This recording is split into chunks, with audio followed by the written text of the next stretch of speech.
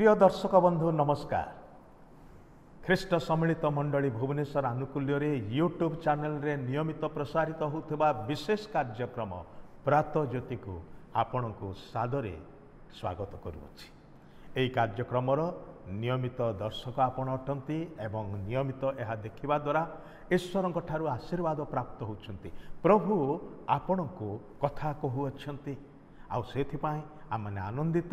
एवं ईश्वर को धन्यवाद देवा संगे संगे आपण को मध्य कृतज्ञता ज्ञापन करुच्ची।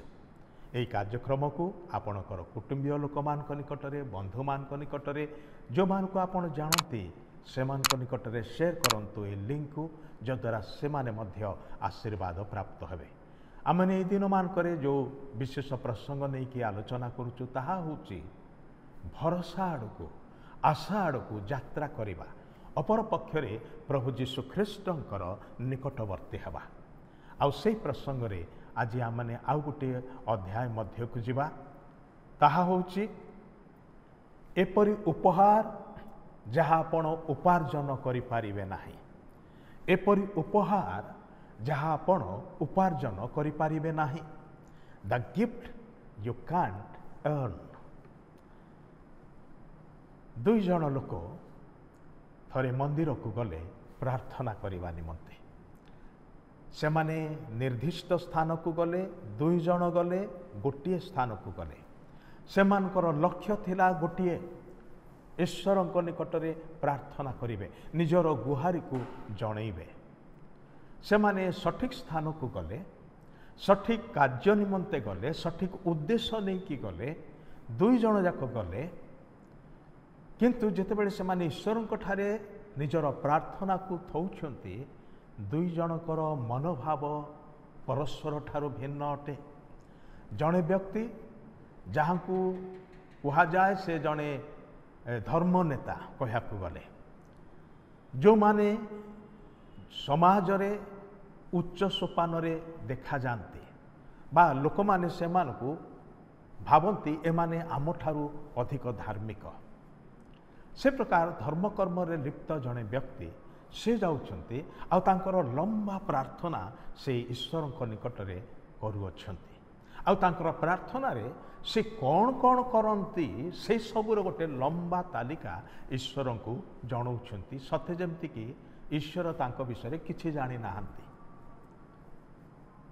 प्रिय बंधु बेले बेले आमे मध्य से प्रकार करिथाउ ईश्वरंकर निकट को आसीबा समय रे प्रार्थना करने समय आमे एपरी विषय गुड़िक कही था सते जमती कि से किछि जानती नहीं से विषय से अज्ञ अटंती आमे ताहांकु इनफॉरमेशन दौचु, सूचना दौचु, तांकु अवगत करूचु।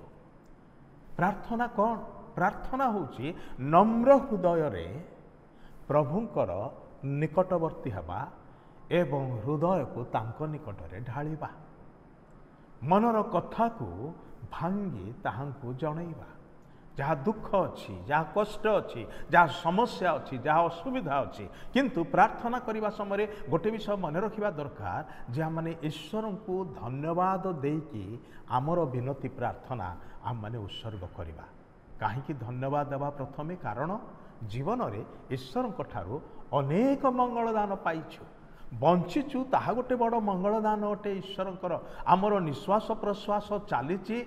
आमे सुस्थ अच्छु ताहा ईश्वरंकर मंगलदान दयार कार्य अटे। से मैंने ईश्वर को धन्यवाद देवा दरकार। जीवन को से सुंदर सुंदर विषय रे भूषित करती सजाती से मैंने ईश्वर को धन्यवाद देवा दरकार। पाइथिबा सब मंगलदान सकाशे ईश्वर को धन्यवाद देवा एवं तापर जहाँ मानकर आवश्यकता अच्छी बा अभाव अच्छी बा कष्ट दुख अच्छी ताहा माने ताहांक निकट रे विश्वासर सहित जणैबा, ताहाले से आम को निश्चित रूपे उत्तर देवे। तेबे जड़े व्यक्ति से गले तांको फारूसी बोली कहा जाए अर्थात जड़े धर्म नेता धर्मगुरु बोली मध्य कहि पारिबा जे कि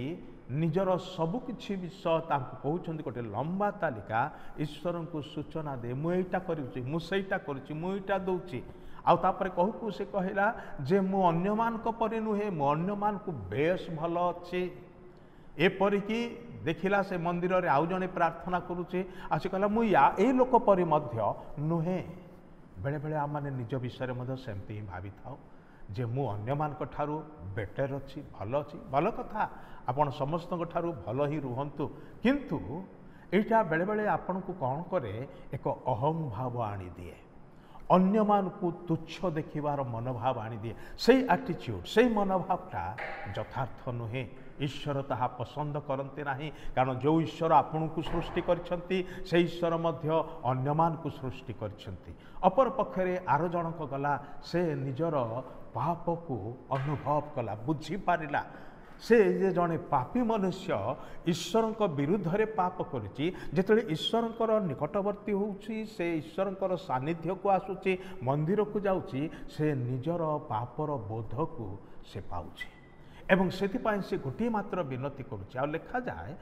लुक 18 अध्याय तार 9 पद रु 14 पद मध्य मु पढ़ुना समय अभाव हेतु आपण पाखे जदि पवित्र बाइबल अच्छी आपण ताहा खोलिकी पढ़ी पारिबे लुक 18 अध्याय 9 पद रु 14 पद किंतु से लेखा अच्छी से स्वर्ग को मध्य अनेवा पाई साहस कला नाही छाती रे मारी हेकी से कहूची हे परमेश्वर मो पापी मते दया कर छोटिया प्रार्थनाटी कला ईश्वर निकटरे प्रार्थना कला निजर पाप को बुझिकी से प्रभु ठारू दया भिक्षा कला दया पाइबा से चाहिला दया प्रार्थना कला ताहा वास्तव विषय अटे कारण वाक्य लेखा अच्छी आमे समस्ते पाप करिअछु ईश्वरंकर महिमारू उणा पड़िअछु ईश्वरंकर दया नहेले आम माने दंडर योग्य अटु आ से दंड कौन जानते कि केवल शारीरिक मृत्यु नुहे किंतु अनंतकालीन मृत्यु अनंतकालीन विच्छेद ईश्वरंक ठारू जीवित ईश्वरंक ठारू जीवनदाता ईश्वरंक ठारू एवं स्वर्गरू अनंत काल पाए अलगा ही जीवार विषय नरक जंत्रणा बड़ भयंकर दंडर स्थान अटे आ से लोकटा कहूची हे प्रभु मो पापे मते दया कर आज सेटा आम मानकर प्रार्थना हो कारण वाक्य कहे समस्ते पाप करी अछंती समस्ते पापरू उद्धार पाइबा आवश्यक अटे प्रभु जीशु आम मानकर पाप क्षमा करिया पाए निजको बलि स्वरूप उत्सर्ग कले ताहांकर पवित्र रक्तरे आमर सबु पाप धौत हुए परिष्कृत हुए आम माने क्षमा पाऊ एवं ईश्वरंकर संतान हबार अधिकार पाऊ जो माने ईश्वरंकर संतान हबार अधिकार पाते से माने ईश्वरंक सहित वास करिया पाए स्वर्ग को निया जिवे जेतले दुई जन लोक मंदिर फेरी जाउथिले प्रभु कहिले से लोक नुह अर्थात से धर्म नेता नुह किंतु एई लोक से धार्मिक विवेचित है कारण से ईश्वर ठारू दया मागिला दया पाइला अतएव से शांति रे निज घर को गला आज आम मैंने मंदिर मस्जिद किंबा मंडली को जाऊँ उपासना करने किंतु आम मैंने फेरिबा बेले कौन ईश्वर आम मान को ग्रहण करुथिबार ईश्वर आम मान को क्षमा करिसेंती ईश्वर आम मान को तांकर शांति देइसेंती से निश्चयता सहित फेरुचु कि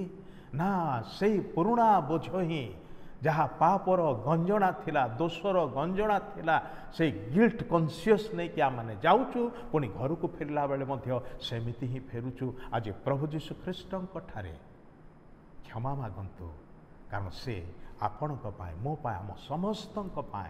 निजर प्राण को बलि रूपे उत्सर्ग कले कबर प्राप्त हेले किंतु पुनरुत्थान करके उठेले आज से जीवित प्रभु अटंती जे कही ताहांक ठारे विश्वास करे से विनष्ट हुए ना अनंत जीवन पाए प्रभु आपण को आशीर्वाद करंतु धन्यवाद।